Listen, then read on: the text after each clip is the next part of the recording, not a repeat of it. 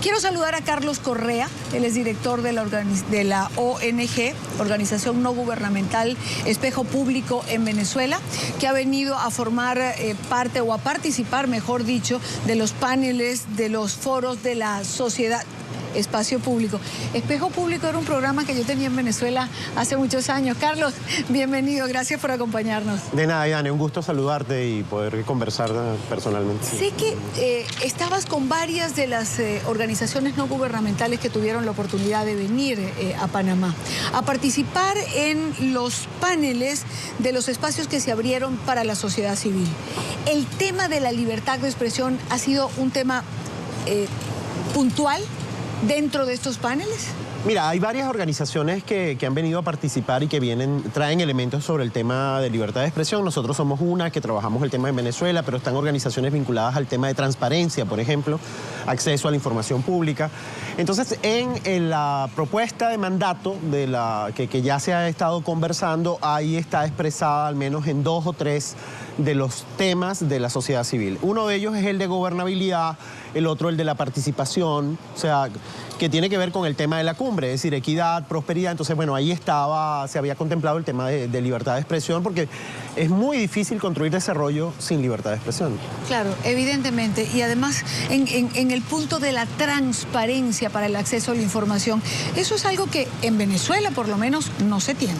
No, es decir, nosotros hemos documentado y hemos hecho peticiones de información, y de cada 100 peticiones de información recibimos como respuesta el silencio en el 87%, y como respuesta efectiva, o sea, solicitud efectiva de información, no llega al 7%, es decir, hay una ausencia de información. Y eso es contradictorio con un gobierno que dice defender la participación. No se puede participar si tú no tienes información, si tú no tienes transparencia, si tú no conoces los datos. Pero además de eso, una de las cosas que está ocurriendo es que el propio gobierno se autocensura. O sea, por ejemplo, no tenemos el dato, por ejemplo, de inflación, no tenemos los datos de temas de salud o los temas de escasez.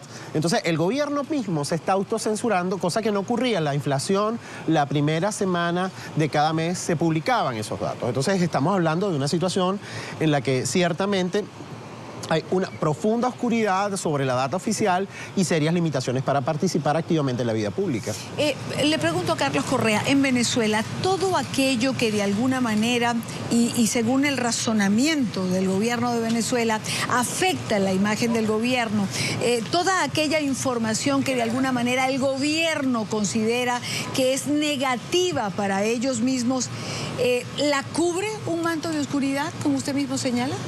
Mira, yo creo que una de las cosas que nos está pasando en el último tiempo es que hay algunos temas que no se están pudiendo abordar. Escasez, por ejemplo, o las colas para adquirir productos, o el cuestionamiento a ciertos temas. Y a veces lo que nos ocurre es que se pretende tapar un escándalo con otro. Entonces también ese es un modo de que no haya debate a fondo sobre algunos temas. Creo que ciertamente no es el mejor momento para el debate y la deliberación en el país. Y a nuestro juicio es un error, es un error en el sentido de que no contribuye a que efectivamente tengamos una mayor calidad de vida, ¿no? Ayer, cuando se estaba instalando el foro de la sociedad civil y los actores sociales, hubo quizá al comienzo un momento incómodo. Entendemos que simpatizantes del gobierno o del régimen de los hermanos Castro y simpatizantes del chavismo comenzaron a levantar la voz. Hay otro incidente incómodo en un momento determinado en que la disidencia cubana estaba realizando una ofrenda floral. ¿Tuvo Carlos Correa la oportunidad de estar en alguno de estos momentos picos, por decirlo de alguna manera? Una de las cosas que hoy en la mañana, ayer se abrió el foro de la sociedad civil. El foro de la sociedad civil se abrió con unas presentaciones generales, unas grandes exposiciones que fueron muy útiles para debatir.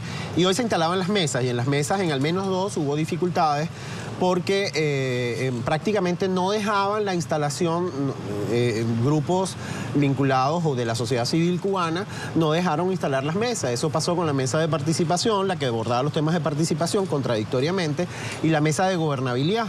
Es decir, no querían que se instalaran las mesas porque había unas personas que estaban inscritas allí que ellos consideraban que no podían participar.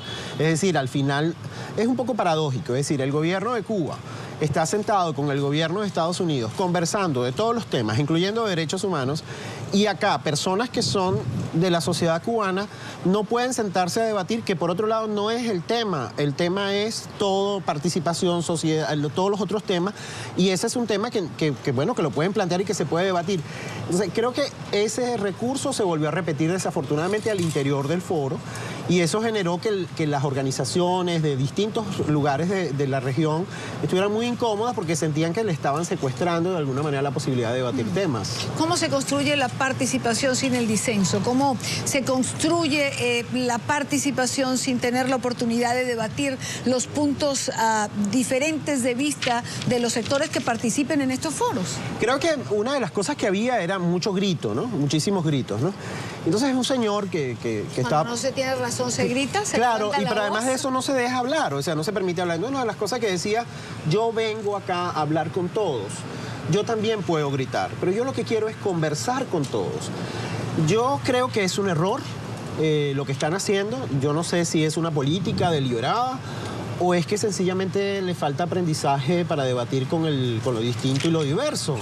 Es decir, pareciera que no hay aprendizaje para debatir y para conversar y para entender que la diversidad es riqueza y que la uniformidad es pobreza. Es decir, creo que hay que debatir porque acá además hay distintas identidades. Miren, hay identidades con personas que tienen necesidades especiales, gay, grupos LGBTI, personas de comunidades indígenas, afrodescendientes, grupos de derechos humanos, grupos ambientalistas, gente que trabaja por la transparencia, movimiento de derechos humanos. Es decir, es una diversidad. Son más de 700 personas. Entonces, ¿por qué perdernos la posibilidad de escucharnos, debatir y aportar para tener camino? Entonces, esto lo que hace es acortar el debate, cerrar las posibilidades de diálogo, y creo que desafortunadamente nos hace falta, y hace falta que alguna gente entienda que debatir no es imponer tu verdad. Quiero darle las gracias a Carlos Correa de la organización no gubernamental venezolana Espacio Público. Carlos, gracias por acompañarnos. De nada, muchísimo gusto.